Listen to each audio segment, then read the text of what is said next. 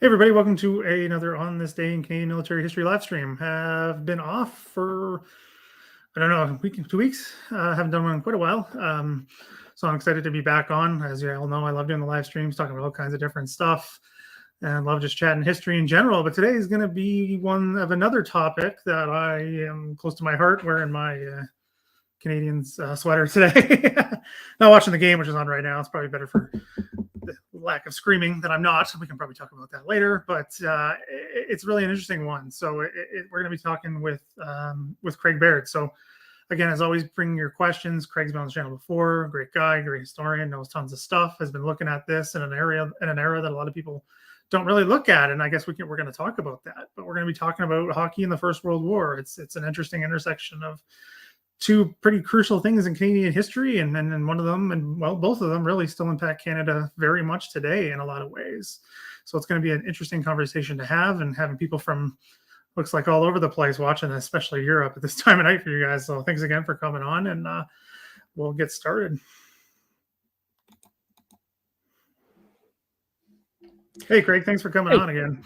Thanks. And if I had known you were wearing your Canadiens jersey, I would have worn my Oilers jersey or my Oilers hat. But I thought, no, I'm going to stay neutral. I'm not going to have any team on me.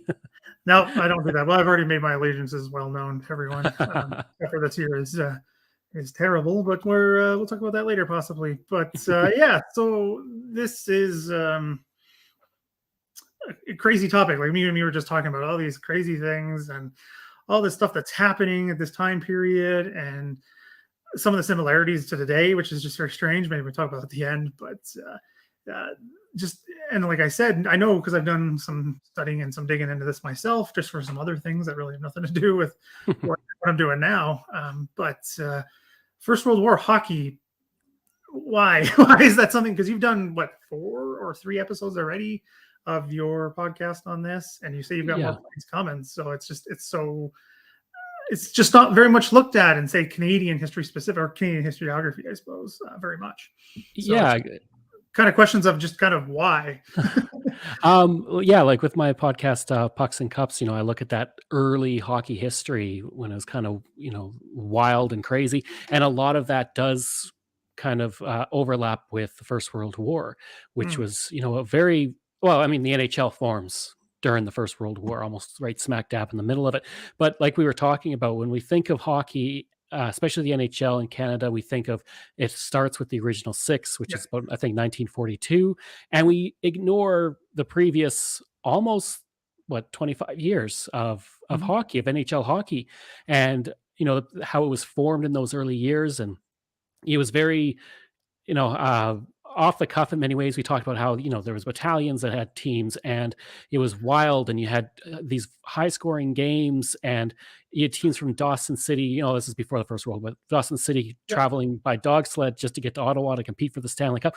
Like these crazy things that you don't see in the NHL, the more modern NHL, even from the 50s onwards, where it was much more structured. Things were, there were rules in place.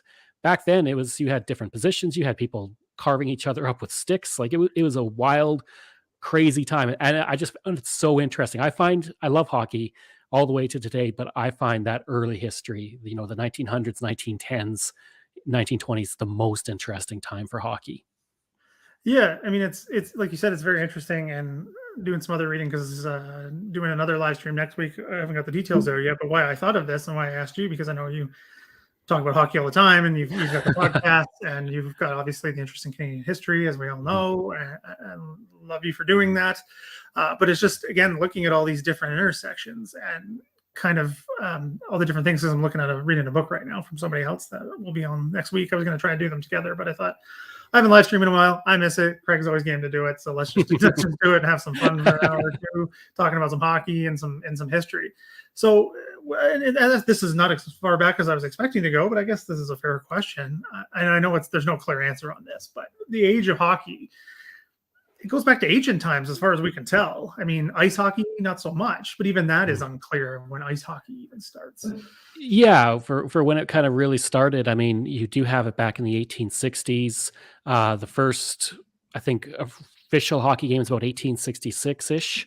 And, the Stanley Cup dates back to 1893. Actually, today it was the day that's, Lord Stanley gave the Stanley Cup to Oh, the Dominion yeah, champion. it Crazy is too. coincidence, but Oh, it is right. today. Yeah, And so did not plan yeah, that. we didn't plan it. It was just We I did didn't not know plan till that. I today. totally forgot.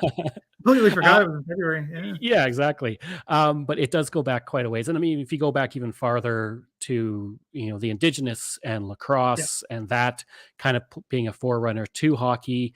Uh, but we had people playing hockey, not professionally, but an organized version of it in the 1870s, especially into the 1880s. And then in the 1890s, as things start to form and it gets a bit more cohesive, some of the rules start to come into place. But I mean, things like icing, we didn't have to like the 1940s. So Yeah. it's always evolving even now.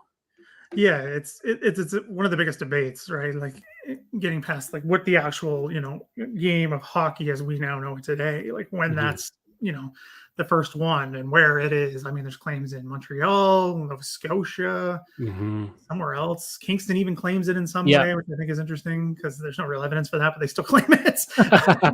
But I mean, like the one thing I know, and obviously I'm biased, but like things like literally the dimensions of the ice. It Oh comes yeah. from Montreal. Like that rink was around for a very long time. Hmm. It's just things like that and how these things develop. But like you said, it was so ad hoc. Like they literally had to come together and like when they wanted to play each other, like be like, okay, what rules are we going to Yeah, use? yeah. You had the rover, who was a completely different position we don't have Mhm. now. Yeah. Defensemen couldn't really escape the ice. You couldn't really have forward passing, so it kind of had that rugby Yeah. type of thing where you had to pass backwards. So it was always evolving, and you see that trend going from early hockey to current hockey in Mm. that time period of the First World War and the 1920s. Yeah. So I mean, yeah, and then the changes, and then you have the Depression era, which causes literally some major issues while off the ice, right? Like we were Yep. talking about. Well, I live in Ottawa, and Yeah. Ottawa was the first dynasty, like you said, and the Depression did them in, right? And then they Oh yeah. disappeared until the 1990s. Yeah. So it's all these things going on. So I think a good place to start is I don't know what to call him, the first prolific scorer. That's what I put in the description, because he just played for such a short amount of He time. did. And he wasn't a superstar because that word doesn't even make sense for that time period. But if Hmm. there had been the kind of attention he would have been, because this guy was scoring, what was the one, like 9 goals in a game or Oh something? yeah, yeah. Ridiculous. Uh, I like to say he's the the Frank McGee. He was the Wayne Gretzky of his time, Frank McGee. And I mean, he's such a weird. He kind of encapsulates exactly what I love about that early era, where you have a guy who plays for 3 seasons, and he has both eyes, but can only see out of one eye because Yeah. he got injured in a game a few years previous, and he couldn't see out of the other eye. Mhm. And he plays for 3 seasons. He wins 3 Stanley Cups. And in one Stanley Cup game, he scores 14 goals, which is against the Dawson City Nuggets, which is still a record. And that's a record you will never see broken. I mean, even Wayne Gretzky never came close to Not even 14 goals. close. No, not Yeah. even close. So he was this amazing player. He had 68 goals in 23 games, which is, we think of Wayne Gretzky and his 50 goals in 39 games, and Mhm. that's something that we think will never be equaled. No. 68 goals in 23 games. I mean, of course, it's a different game back then, but he was still an amazing player. He was extremely well known in Ottawa. He brought Ottawa 3 Stanley Cups in a row. He came in, Ottawa won 3 Stanley Cups, and then he left. And then Yeah. Ottawa would win again, but it would be, a couple of years. And he did it with one eye, and that's why they called him One-Eyed Frank McGee, which is you would never see a player today with one who could only see out of one eye. There's no way that a team would draft a player like that. I mean, they barely even wanted to draft Bobby Clark, and he had Because diabetes. he had diabetes, right? Yeah, but he could see perfectly fine. He was a great player, but they were still hesitant. Now, there's no way a player with one eye would be your hockey career is over, and it's happened. I think Brian McCabe, if I'm Yeah. thinking correctly, he lost sight in one eye. Bernie Perrault with the Mhm. Flyers back in the 70s, he got injured in the eye. That ended his career. This Yeah. guy's winning Stanley Cups, and he's playing with one eye, which is amazing. I mean, it's such an amazing story. I mean, just that short period of time. There's other players like that, but not that short, right? Like you think of Hmm. Ken Dryden, his was quick in comparison to some Yeah. other careers, especially with what he was able to do. But just like 3 years, and this is even before the NHL even starts, because and why I want to start with him is because he's playing before there's an NHL. The Stanley Cup is still being played. I guess we should explain to some people, because we've got Mhm. some people from Europe and maybe some non-hockey fans, how the Stanley Cup even worked back then. It's not the same as it Yeah, is today. It's very different. very, very different. So back then, from 1893 to I think almost up to the 1920s, the Stanley Cup was a challenge cup, and so teams would challenge. So if you won the Stanley Cup, let's take for example like Ottawa. Ottawa wins the Stanley Cup, and they hold on to the cup until somebody challenges them. And then they play that challenge. And if they win, they keep the Stanley Cup. So you could actually have a team playing for the Stanley Cup or defending the Stanley Cup, 4 times in 1 year. And we think of one Stanley Cup 1 year now, but Yeah. back then that's how it was. And that stopped in the 1920s when the NHL kind of took control of it and it became, the champion of the NHL. But before that, you had teams that's one thing we'll talk about with the Spanish flu. You had teams in the Pacific Coast League Yeah. who would challenge the NHL, and those two leagues would go head to head to see who would win the Stanley Cup. And so that's how it was, and that's why the Dawson City Nuggets back in 1907 traveled from Dawson City all the way down to Ottawa, because Ottawa were the keepers of the cup at the time, to challenge. They lost horribly. I mean, that's when Frank McGee scored his 14 goals. But there was a lot of worry that if Dawson City won the Stanley Cup, they take it back to Dawson City, and so a lot of the trustees and everybody was worried, like how they'll hold it for years, because Mhm. no team wants to make this 7,000-kilometer journey by dog sled, boat, and train to go defend for the Stanley Cup against this little team in Dawson City. It's I mean, they didn't win, but still, it's a great story. Well, yeah, it's still difficult to get to Dawson City today, so Yeah, it's definitely not yeah, easy.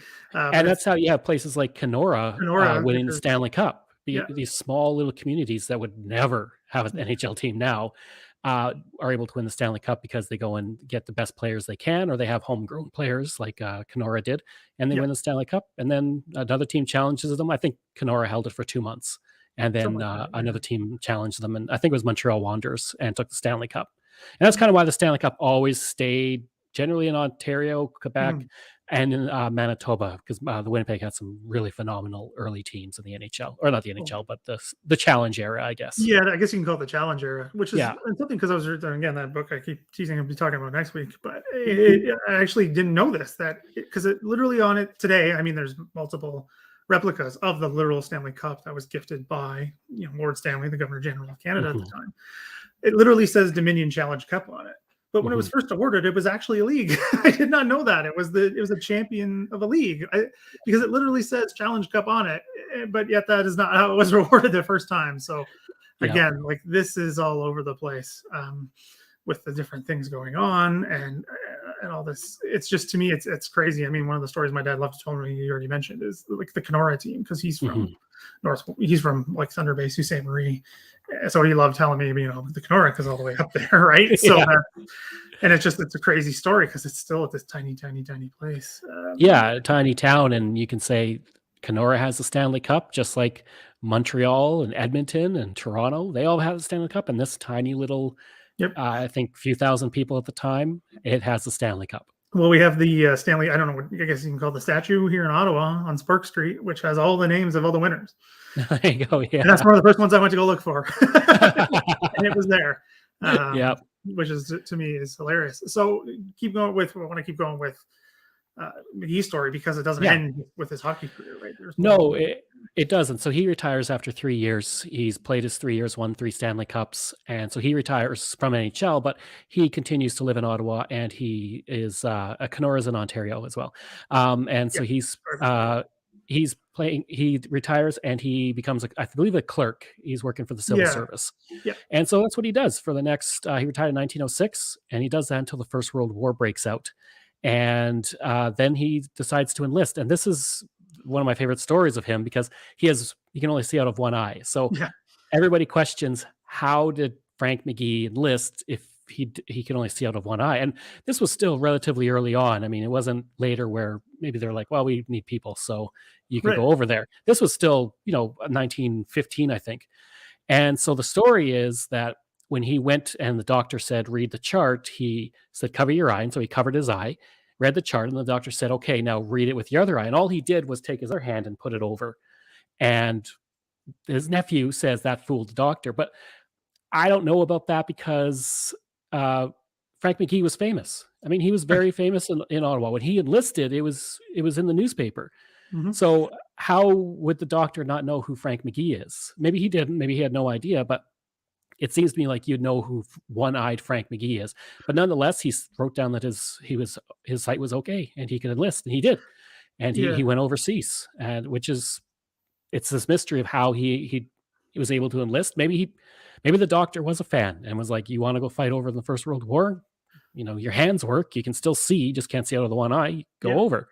I mean, I don't know, but yeah, Yeah. he does go over, and he fights in the Battle of the Somme, and he dies on September 16th, 1916. And this is like front page news across Canada.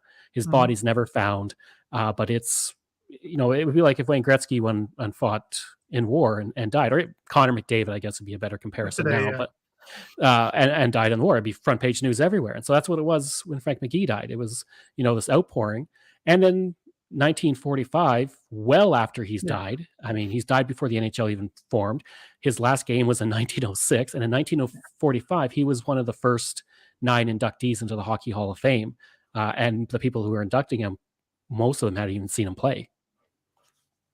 Yeah, I mean, sorry, I just read one of the comments, something about the Leafs. That was only a matter of time I see before that, yeah. the Leaf Cup win has come up. That's true. Anyway, I never thought sorry, of it. I should have said that on my the episode. Toronto Maple Leafs of Ontario. We have to remember we have non-Canadian and Right. non-North Americans watching. We have to.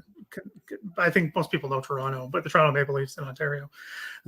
Anyway, maybe we'll talk about that later, which I quite enjoyed. But anyway, no, I was going to say with McGee, and I've talked about this with other people and on other streams and everything, but particularly with the First World War, the whole enlistment and everything, people have this sort of perception, and I get it because I used to think the same, that it was this, enlistment was this organized, systematic, not even close. Like it was, No. it was completely ad hoc. I mean, things were done differently with literally every different unit.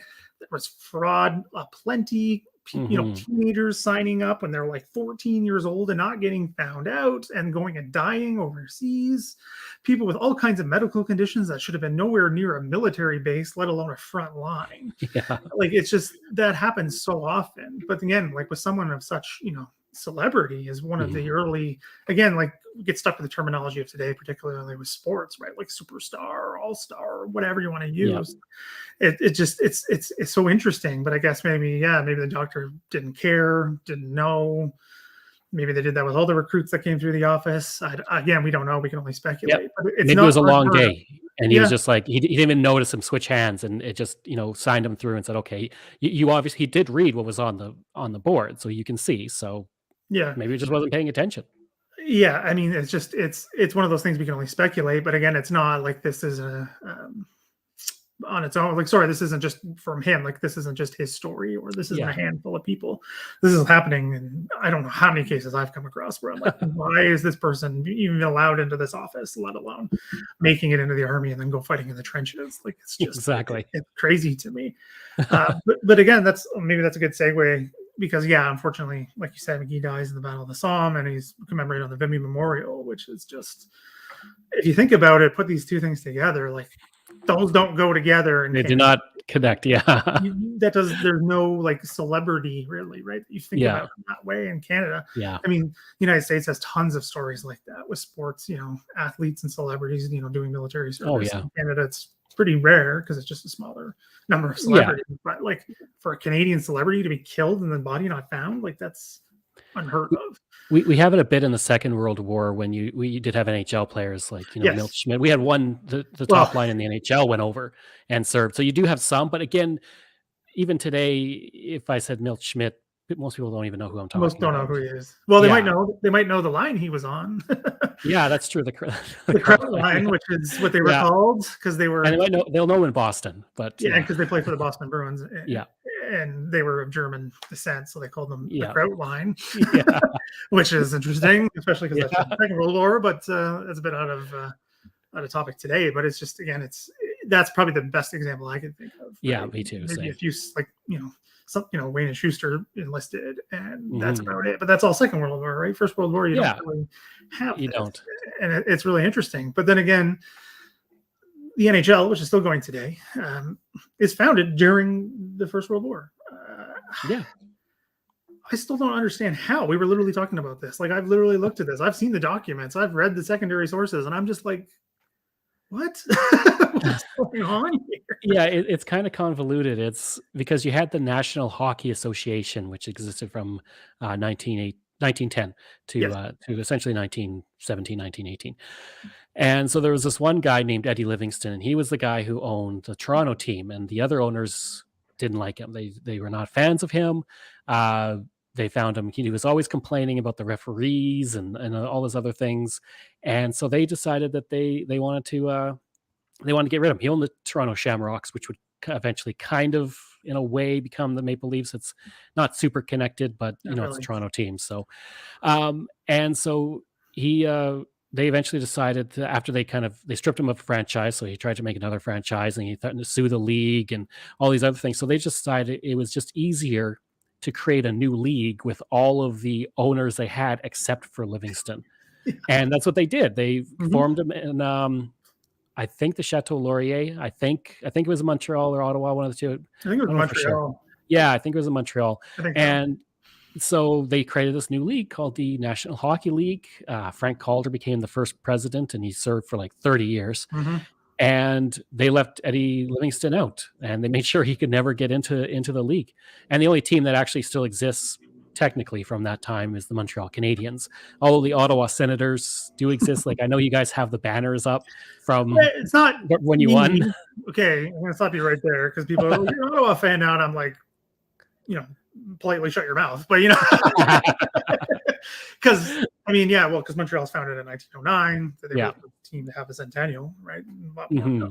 especially now. There's a lot of them having them now, but it's just it's interesting, and then the connection, right? Because Montreal is the only team that still survives. Toronto's got, again, the Toronto ownership is complicated. It's connected Yeah. to the war in a way, and we can maybe talk about that later. But it's just there's this little continuity between what was the National Hockey Association, even though it is all the same group, but the changes that come, and some of them are because of the First World War, a lot of them more to do with the Depression, and then the Second World War itself, especially, is what really makes, I guess, the modern NHL, right, with the original six and Yeah, exactly. Yeah. all of that. But it's just really interesting that there's such a strong league, and it's practically still in Canada, even though we only have 7 teams out of the 32 now. Yeah. But it's still so strong here, right? Mhm. It's so interesting that there's almost a lack of continuity in a lot of ways. I mean, all these names are pretty familiar to people who have no idea who these people even are, right? Because they're all different trophies are named after all these people and all of that. That's the biggest connection that I find. But like I said, this all of a sudden there's this personal spat between owners in the middle of a world war. I think it's right around the same time as Vimy Ridge. 1917. Yeah, like it's right smack in the middle. Canada's already dealing with the conscription crisis, tearing it apart. You got this NHL or the NHA tearing itself apart to form a new league. Livingston and another guy are trying to form a rival league that doesn't, really amount to anything. And then from all of this, the NHL's formed.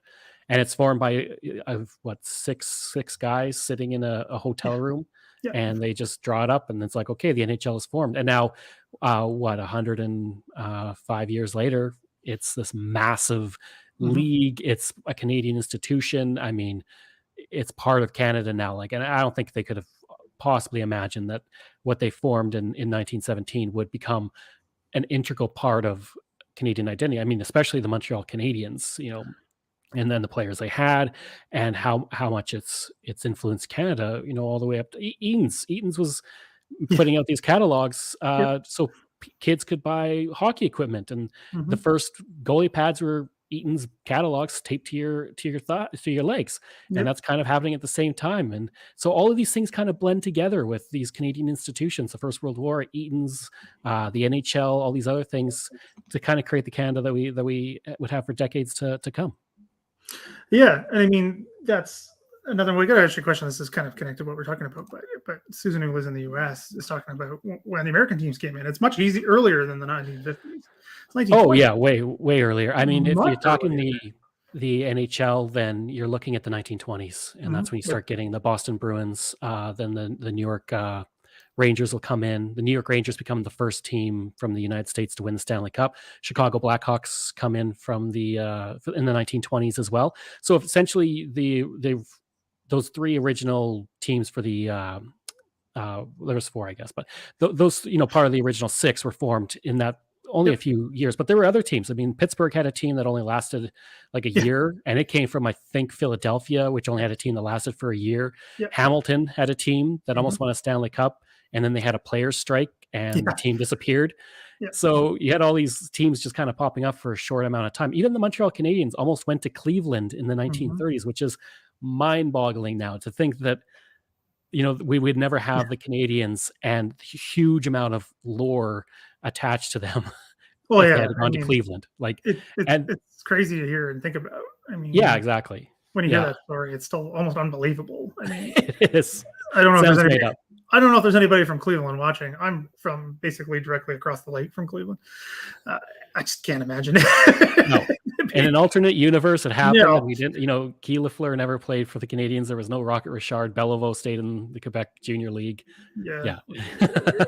It's crazy. Like, I mean, it's so funny how these things work out. And another thing that I often forgot, that Montreal was not divided. It's not the right word. I shouldn't use that word. Yeah. But a split city in linguistic ways, right? English and French. And there was an English team and a French team, right? Yeah. That lasts for a good number of years. Yeah, you had the Montreal Maroons so the arena burned down. Yeah.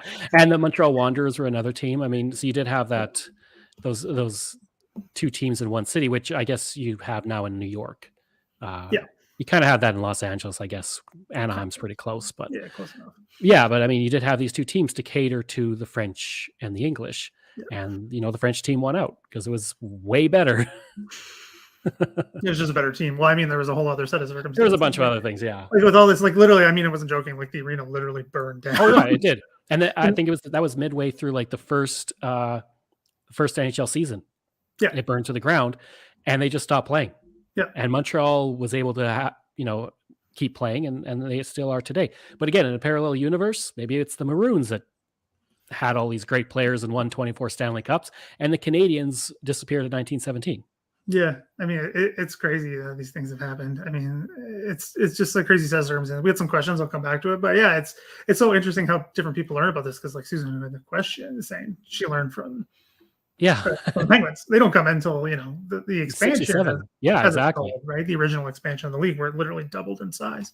But that's again way later than what we're talking about. But So I mean, the one thing that I guess we could lead to now, and I think it's a good time, is Canadian troops.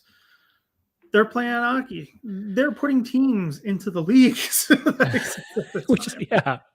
which is amazing. I mean, you have these battalion teams that just are forming because people got downtime in the camps. I mean, we should point out that these battalion teams are forming in Canada. When they get to France, they don't have as much time. They don't even, I think, have really anywhere to skate. So you might have some like shinny games, maybe. Not really, no. Yeah, like if you're away from the front lines, you can maybe play a version of road hockey.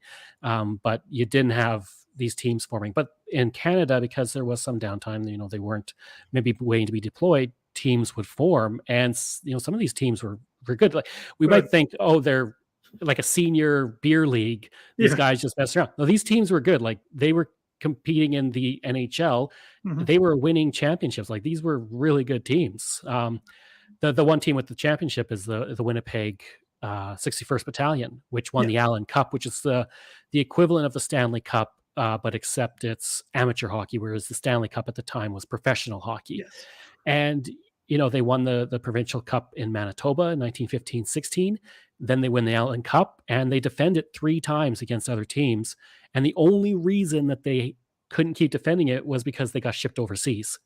And then after that, the Allen Cup stopped with the challenge. So they were actually the last team to actually have to have the Challenge Cup, Allen Cup. Right. But they had to go overseas and fight. But they had a Hall of Famer, Bullet Joe Simpson, who was somebody I talked about on my podcast, who played for them. And so you had really good players, and they're playing. You might think, amateur might not be as good. They're playing with some of the best players in the country, because the NHL and the NHA at the time were 4 teams, 5 teams at the most. Yeah. So you didn't have a lot of players, and so you had some, especially out in the West, where they weren't getting as much notice out in places like Ottawa and Montreal Yeah. and Toronto. So you had some really good players playing for these teams, and the 61st Battalion is a perfect example of that.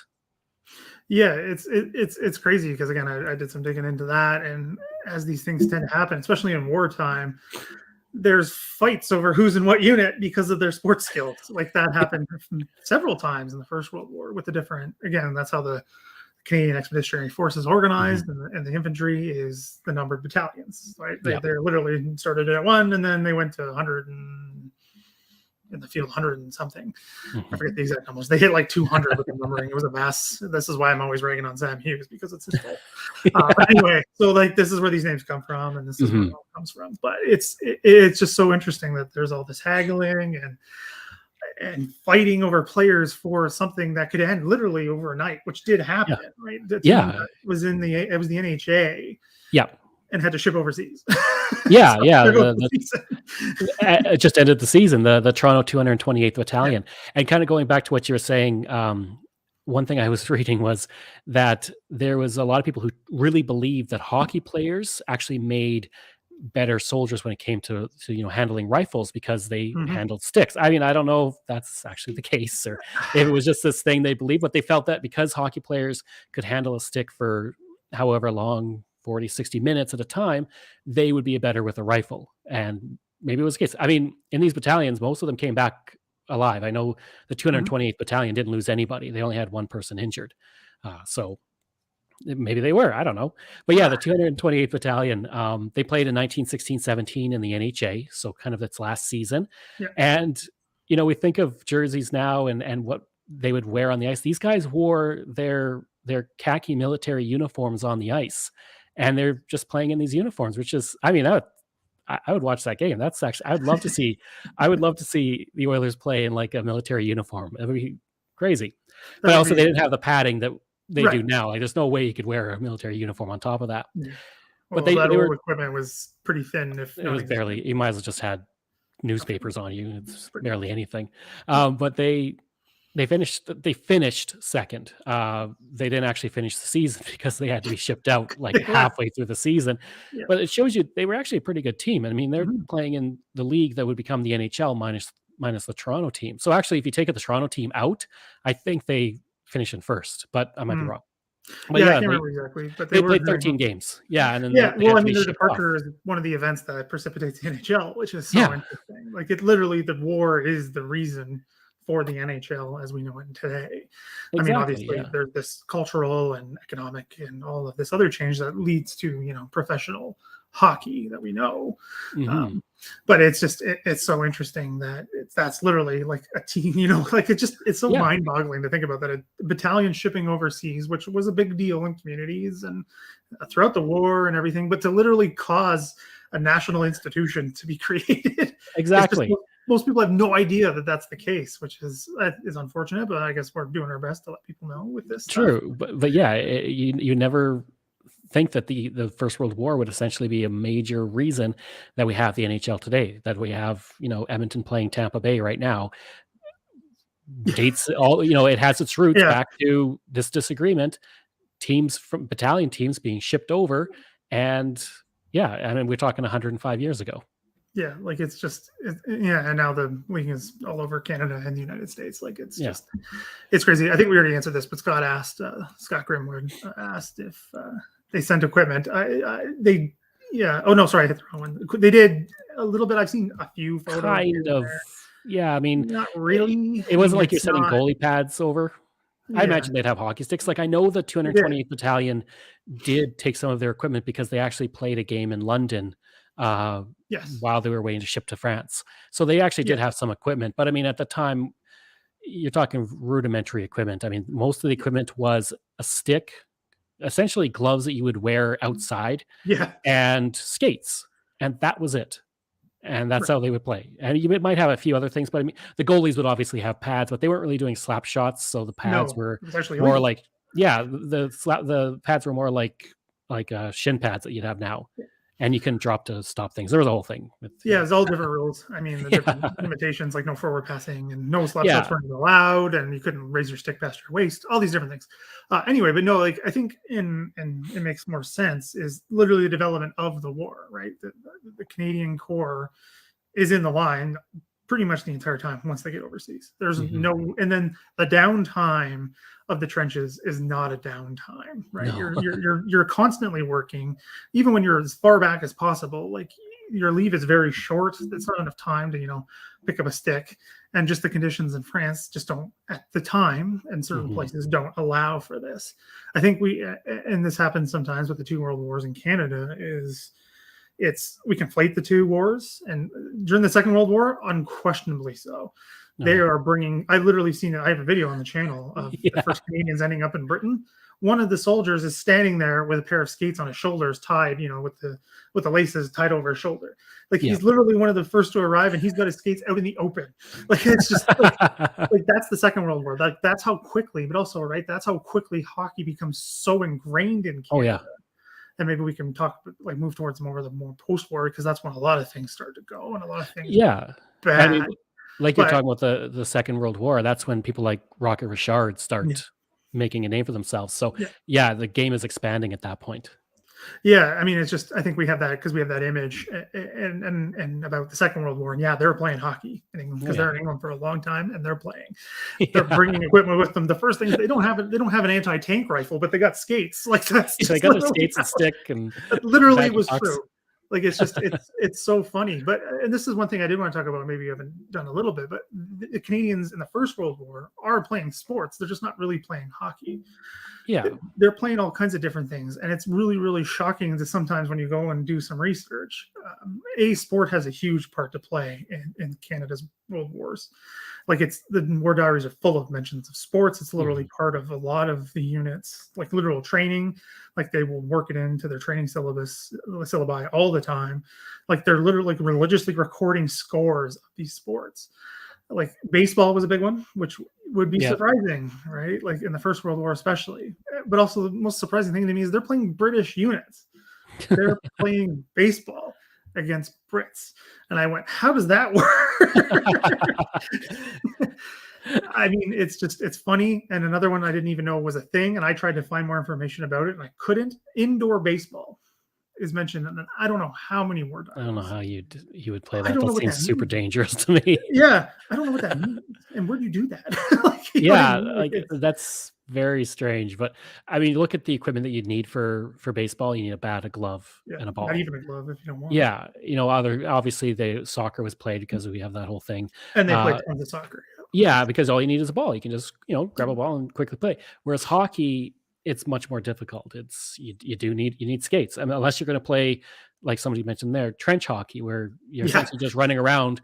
And I don't even think they would have a puck. They would probably have a ball. So if anything, it was probably more lacrosse than it actually was, or not lacrosse. Sorry, field hockey. It was actually ice hockey.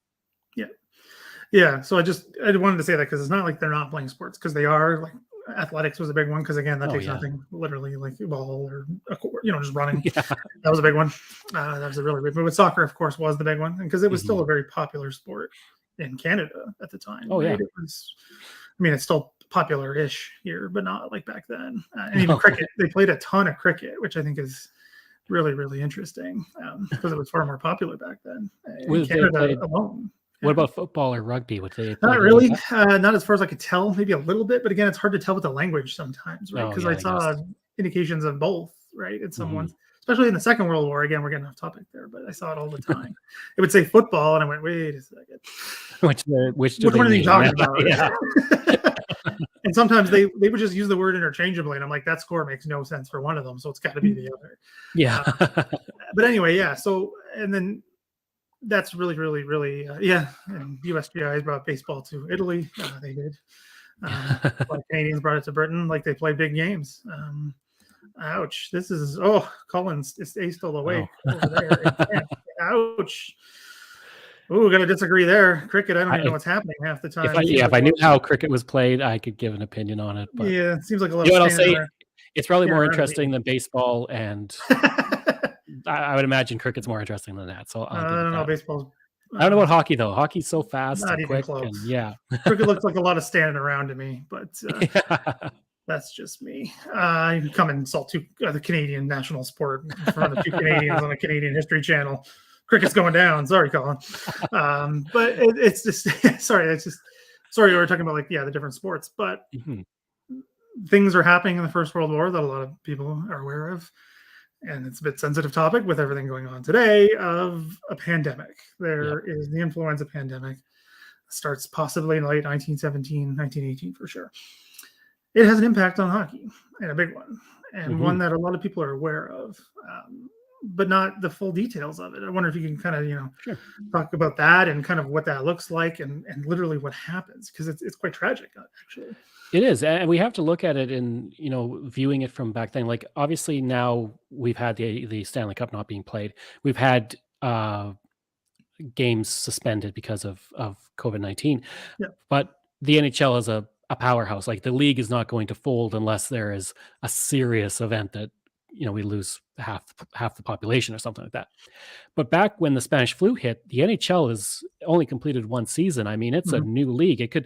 They formed the league in a hotel room. They could easily disband the league and just form another one.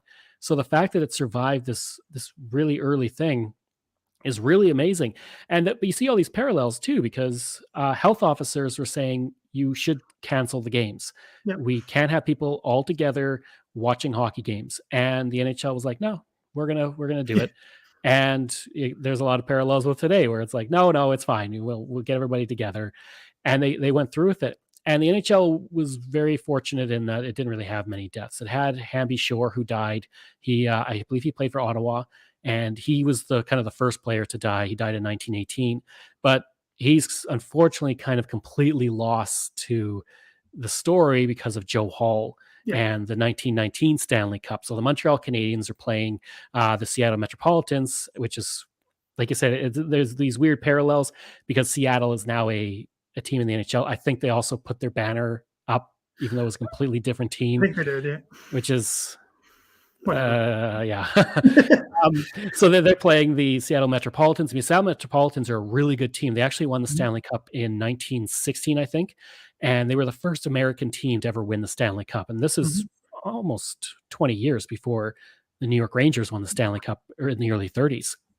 And so Montreal is playing, they're actually playing in Seattle, and a lot of the players are starting to get sick. And at one point, I think only 3 players aren't sick. Like Georges Vezina is one of the players that isn't sick, and a couple of others. But Joe Hall gets sick, and he's really sick. But also their manager, George Kennedy, gets sick. And so they kind of take a break between the 5th and the 6th game. And they're seeing how everybody is, seeing if everybody improves. Because Montreal, there's no way. I mean, they have 3 players. And they were good, but they weren't that good. Not that good. But yeah, they still have a really good goalie, but that's about it. Can't put the puck in the net himself. No. Yeah, exactly. So they decide that they're going to cancel. What they actually offered the Seattle Metropolitans was, you can have the Stanley Cup. Seattle's like, no, we don't want it because we don't want it forfeited. We want to play for it, which is, I respect that, because everybody will say, you'll be like an asterisk next to it. You didn't actually win the Stanley Cup. It was just kind of given to you. Yeah. So they say, no, we're not going to play. And so they cancel the Stanley Cup because nobody can play. And unfortunately, Joe Hall is the only player who actually dies on the team from the Spanish flu. His wife actually got really sick as well. And I mean, you have to think that these guys are traveling on trains. They're in these packed little dressing rooms. It's not the modern NHL where everybody gets a hotel room. You have probably 2 or 3 guys sharing a hotel room because money is tight. Yeah. But George Kennedy also, like I mentioned, he got sick, and he will die in 1921. And because of the complications of the Spanish flu, so we're only talking 2 years later. But like with Hamby Shore, Joe Hall is the one everybody remembers because he died in the Stanley Cup final while playing, whereas everyone else was kind of died early in the season or a couple years later. And then that, it says right on the Stanley Cup, I think did not play or something like that for 1919. And then that was the last time until obviously 2006 when the players were on strike and we didn't have a Stanley Cup final or the Stanley Cup playoffs. And so it's kind of got this mystique to it because we had the second year of the NHL. The Stanley Cup isn't played for, the first time that it ever happened. The NHL is brand new. and it survives this. It does bounce back, and in 1920, it kind of starts to get going. It gets its star players that some people know today, Yep. like King Clancy and Eddie Shore and Joe Malone and all these players who kind of guide it through the 1920s into the 1930s, and then hand it off to the original six, and that's when you start getting people like Rocket Rashard and eventually Gordie Howe and such, and all the way up to today. Yeah, and I mean, one thing I don't want to just forget is the importance of technology in the expansion of, well, just sport in general in North America. Is the radio is huge. It is undeniable that is what plays a massive role, particularly for hockey, right? With our giant country, it's so difficult to get around, right? It really brings so many people together. Yeah, Foster Hewitt started broadcasting in the 1920s. Yes, he did. They built Maple Leaf Gardens with a specific little area for him to broadcast the games. I mean, the first real TV show is Hockey Night in Canada. The radio show, exactly. And that kind of brings everybody together. And that, like you said, I think really helped grow the game, especially in Canada, not so much in the United States. Yeah. Oh, we just got the question asked here, but I think we briefly mentioned it. But why is it called the Stanley Cup? So it's called the Stanley Cup because Lord Stanley, who was the Governor General of Canada, and it was 1893 was the first year. He literally paid for it. Like he went to I don't even know what a trophy silversmith, like a silversmith, in Ottawa, and said, I want to I need a cup for the Challenge Cup. He literally paid for it, and then it still exists. You can go see it today. Well, I mean, it should be open again in Ontario. I think it is open, and I mean, when you think of the Stanley Cup, it was a little cup. It's literally a cup. It wasn't this 30-pound thing that they're lifting above their heads. It was a bowl cup on top. It's still, you can still see it in the Hockey Hall of Fame in downtown Toronto, Ontario. Yeah, because it's an old bank. and it has its own stories. I mean, Ottawa kicked it into the Rideau Canal after the Dawson City match, actually, and people leaving it in snowbanks, like this most revered trophy in Canada, and it's been left everywhere, bottom of pools and in strip clubs, everything, and it's got its own mystique to it now. It's its own story. It's been kicked and beaten and dented and lost. And all kinds of, how many liquids have been drank out of that thing? I mean, I know babies have crapped in it too. Red Kelly's kid crapped in it, and he always used to say he'd laugh when he'd see people drinking out of the cup because he knew his kid had taken a crap in it. Yeah, it's and then because Colin asked why it's called that, and then why does it take so many games to win? That has really nothing to do with the First World War. It's just the expansion of the league. It's 7 games, more teams in the playoffs, basically, and money, and it's money. More games mean more people coming in, more money. Yeah, well, that's how the league gets where it does, right? Because of because of it became popular and it was worth some money, and that's why it grew the way it did. That's why we had these huge, arenas that for the time were massive. Like, I mean, the Forum was huge. Like, the Olympia, even in Chicago, was massive. Like, these places were big, and like that's a Maple Leaf Gardens. Yeah, Maple Leaf Gardens, all of them basically. And it was built quick. It was built in like less than a year. Way too fast. Way too fast. But it helped people during the Great Depression. So it's like this other little connection that it helps during the Great Depression. It helps people, and then it becomes this revered. People in Toronto won't agree with me, but obviously I think the Montreal Forum is more revered than Maple Leaf Gardens. But you have these two locations that are revered as like, for some people, like holy ground in a way. Although I don't think. I mean, it's true. I mean, I think they're both still exist in a different form. I mean, literally, it's a form. The Forum is now a mall. Maple Leaf Gardens is a grocery store. And I think there's a dot where Center Ice used to be in one of those two. I remember for both. Okay. Both still have it, Maple Leaf Gardens, aka it's a grocery store here. Well, it's the biggest grocery store chain in the country. It's funny, but I think that's the connection, right? Is the First World War leads to the growth of this popular culture, the spending that people are able to do in the 1920s, and then just basically the excess of that decade. The NHL is part of it in a lot of ways. With the building, like we talked about, like Maple Leaf Gardens is built so fast. These other ones are built so fast and so quick. They're huge, but most of them last a good chunk of time. But it's such an interesting thing. Is there any other topics you wanted to talk about, or anything we missed? No, I think we covered a lot of it. I mean, like you said, the NHL was. There's these wonderful parallels. I mean, a lot of people say that Canada kind of became Right. ironically became a nation during the First World War, but also almost split up because of the conscription crisis. So it's this weird parallel. But Canada came into its own. We became known internationally. We joined the League of Nations, but at the same time, something that was so important to Canada was formed at the same time with the NHL, and survived going through the First World War, hits in the roaring 20s, but then the 1930s, you have teams falling left and right, but it Mhm. survives that, and then it finally gets to that stable form of the original six. And that's where everybody thinks they look at hockey as starting there. Like that's modern hockey. And Yeah, in that's many what ways it modern is. I mean, hockey you is. start getting the red line, you start getting icing and things like that. So it is much more of a modern game. But it all Yeah. starts in 1917 when Canada's dealing with the First World War. It's dealing with the conscription crisis. Mhm. And these guys come together and form, you know, what we all know and love today. What I have on the TV right now. Yeah, I mean, I can see it in the reflection. Uh, yeah. I can just tell by the colors that it's a hockey game. I don't know what that says about me, but uh, anyway, yeah. So I think that's a real crucial point, right? And I have issues with the whole, Canada and identity and this Mhm. nation, birth of a nation kind of thing with the First World War, because it's just not quite true. A lot of these things come Mhm. after the fact. But another way that it's not looked at too much, like I said, this whole topic isn't studied very much, is this cultural identity part that we have in Canada. One of the few things we do have Mhm. is formed because of the First World War. Oh, yeah. And that in and of itself is, I guess, part of Canada's identity. So I guess it is become partly a nation defining event because of that, but not in the way we would think. It's not necessarily about all four divisions going on Vimy Ridge at the same time.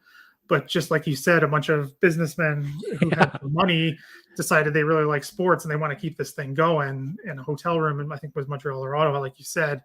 And now it's this multi-$100 million, every deal is worth so much money now, and Yeah. it's this It massive part of Canadian identity now that it's so interesting that it's not seen that way. And I think we're just kind of missing some of the points with that. We are. I mean, the NHL is a league that was formed out of spite, Yeah, essentially. it's true. It was because they didn't like a guy, so it's that Cartman thing, "Screw you guys, I'm going home. Screw you, I'm gonna create my own league, and it's Yeah, gonna be better, and you can create your league, but our league's gonna be better." yeah, I mean, they were right. Their and league they is were right. obviously way better. He Yeah, never, I feel bad for the guy. He obviously they didn't like him, but he's not even in the Hall of Fame, which is I feel like I like Frank McGee, don't get me wrong, but he played 3 years. yeah. This guy actually, helped form the NHL with Mm, his work with the NHA.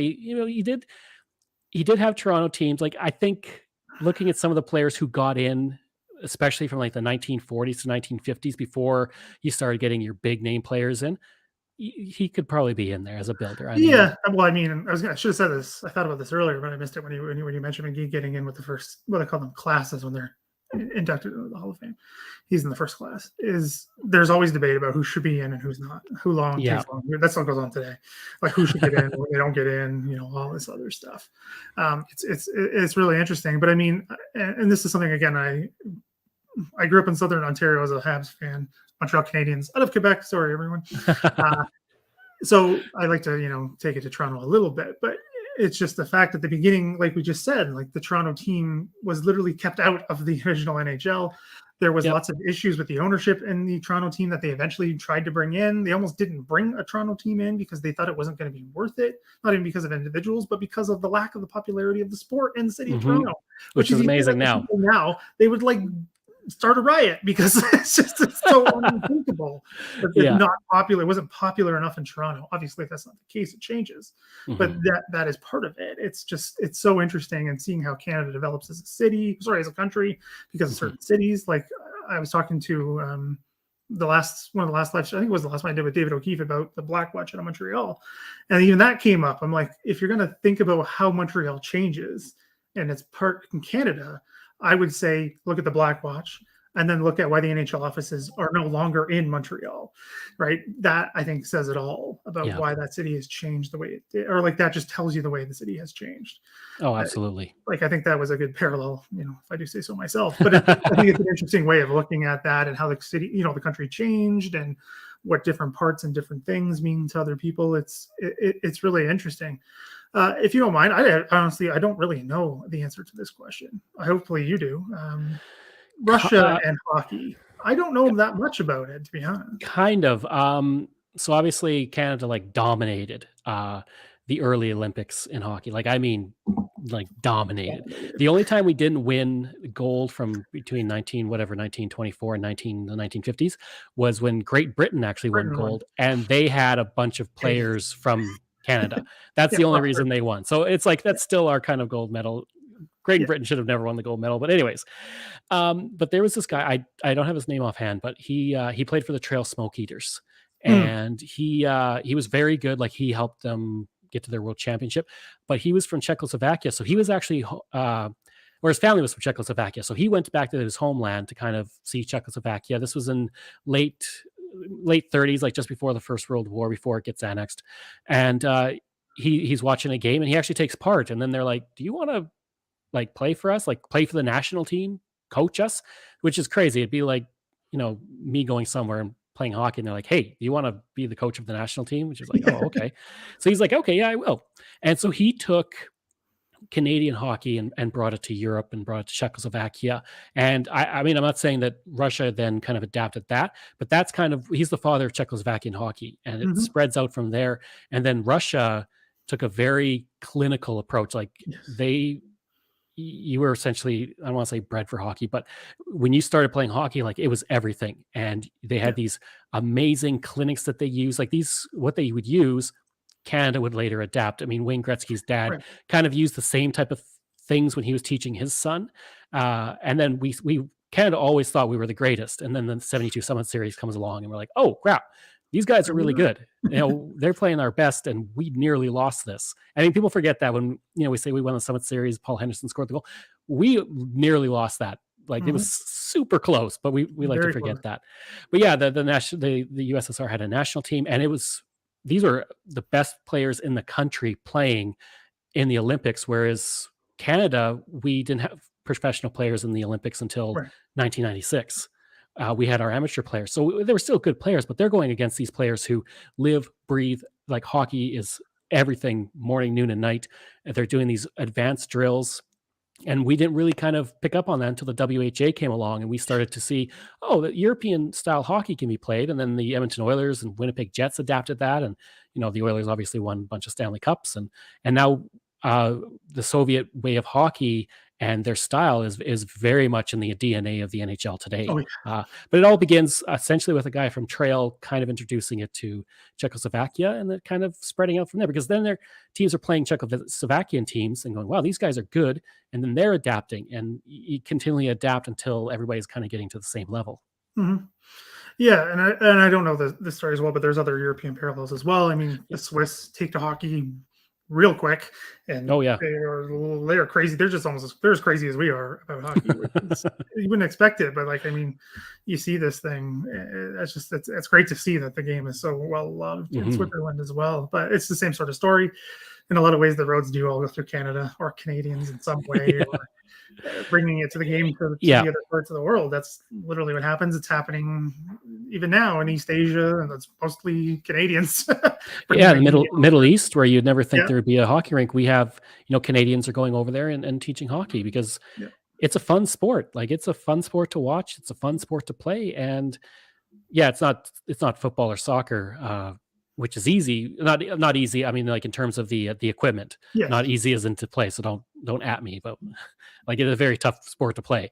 But we're starting to spread it around the world, and even today, look at the makeup of an NHL team. It's still usually majority Canadian, at least NHL wide.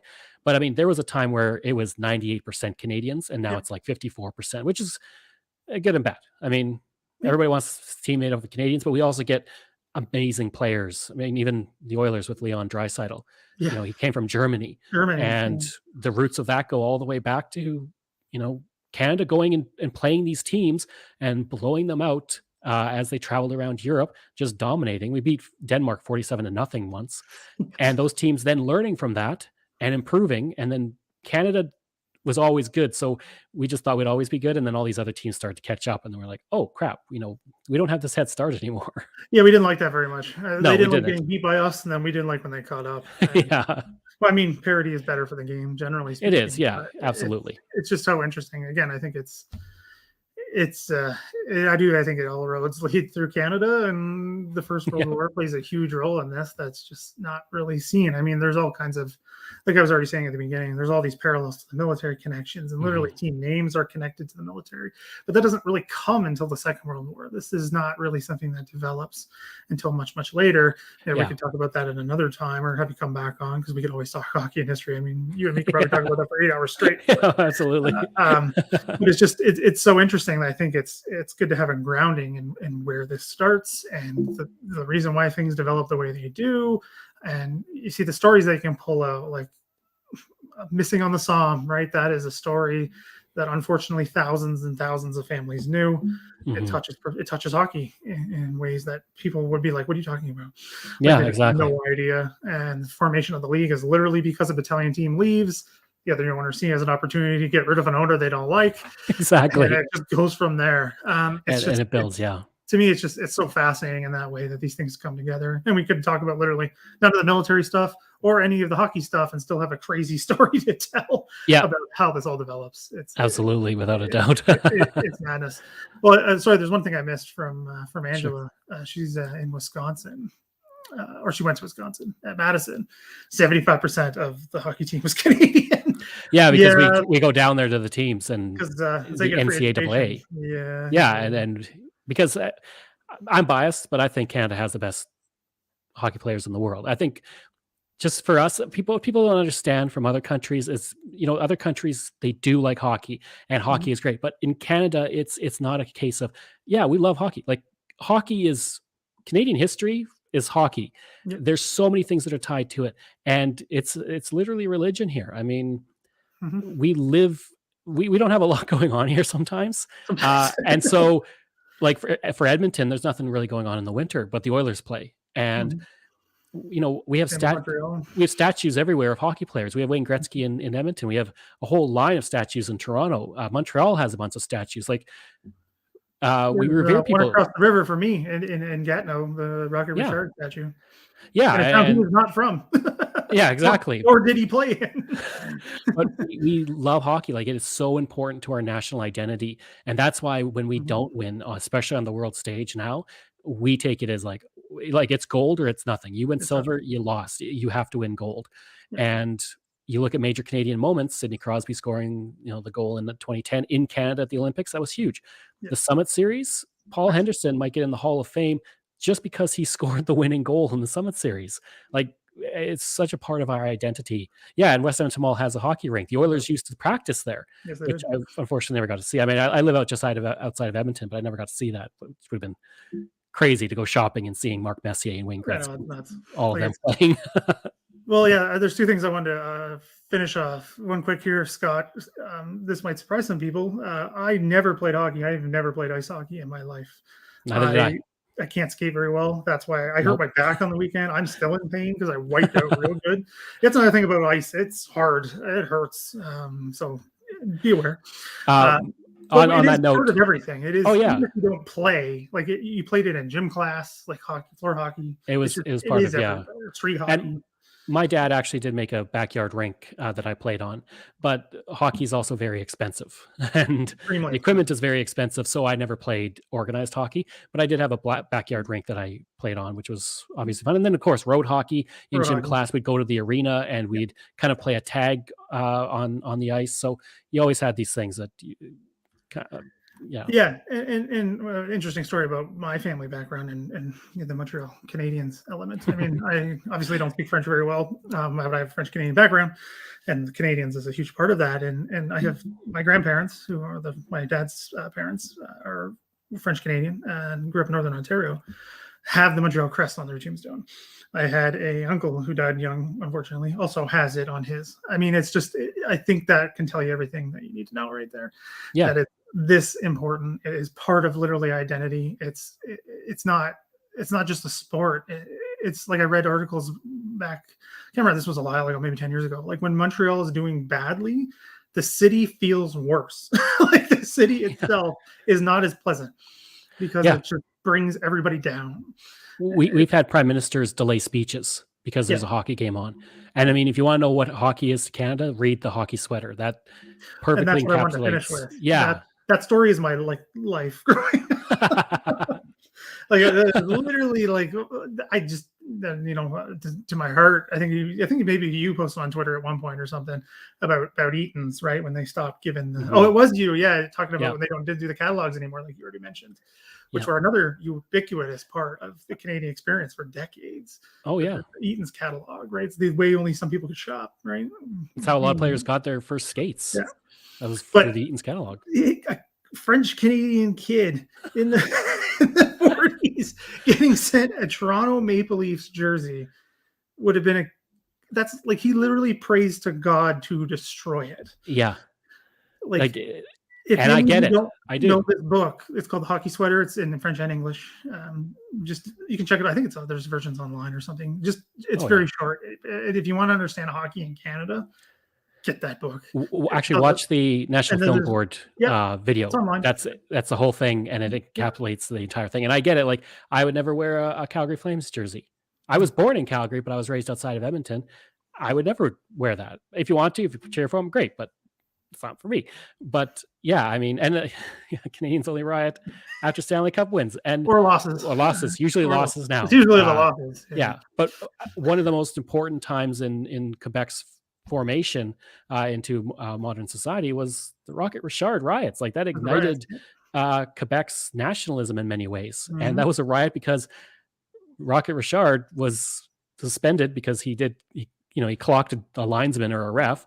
I wouldn't have gone to the game like the NHL president did. That takes guts, but the story. Well, it wasn't the ref; it was another player. He basically smacked him up the head with a stick and knocked him out. Literally, like happened later with Marty McSorley and Donald Rashard. Yeah, whenever that was, 2000 something.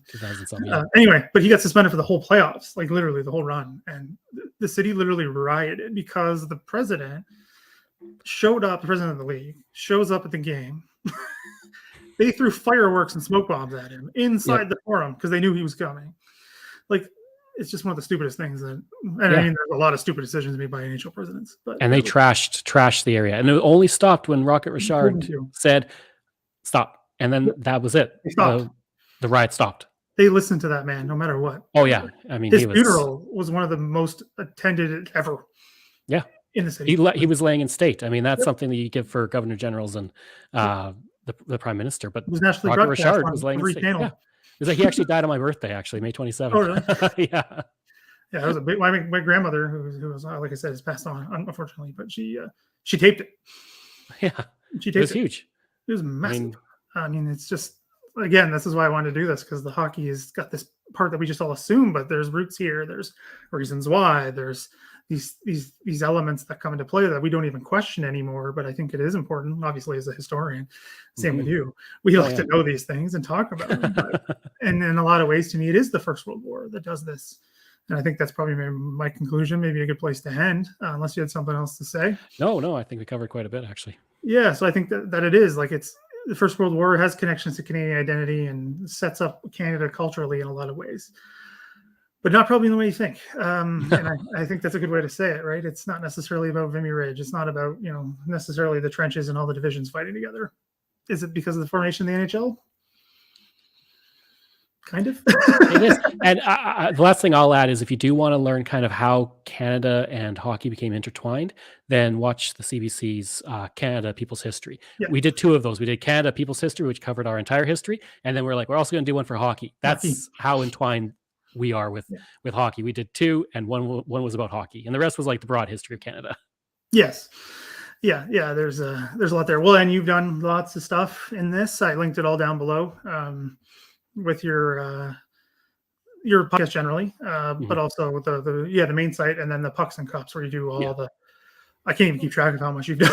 It's amazing you've done so much. You're just it's the breadth of this is just like sports writers probably don't even know what you're talking about, which is something. Because you cover thing. I learned like so much on like, or it like rejigs like the Kenora Thistles kind of thing. I'm like, oh Yeah. yeah, or yeah, the dog flooding. I totally forgot about that, right? All this important history that is Yeah. kind of forgotten 100 years later. But yeah, so it's, and this is again, well, I don't have to tell you this or people watching, but the digital stuff is what makes us be able to kind of talk about these again and look at it and go down these different things. So yeah, so like I said, again, another one coming up next week. Still trying to get the details down about a book about early hockey, particularly out west, which will be good because the talk usually goes to Ontario, Quebec, unfortunately. Which I'm guilty of being an Ontario French Canadian person myself. Sorry, everyone. But so we'll be shifting the focus west next week. So look forward to that. Thanks again, Greg, for coming on. Really appreciate it. And real quick, yeah, if you haven't subscribed and you're a new viewer, please do so. Helps them out a lot. And if you want to support the channel through Patreon, please do so. Links down below. And like the video, everyone. So other than that, thanks again, Craig. I think that pretty much covers everything I wanted to talk about. Yeah, for sure. So it's good. I guess we can go watch some hockey now. Lots of games going on. Exactly. Yeah. All right. I'll see everybody next week. Bye, everyone.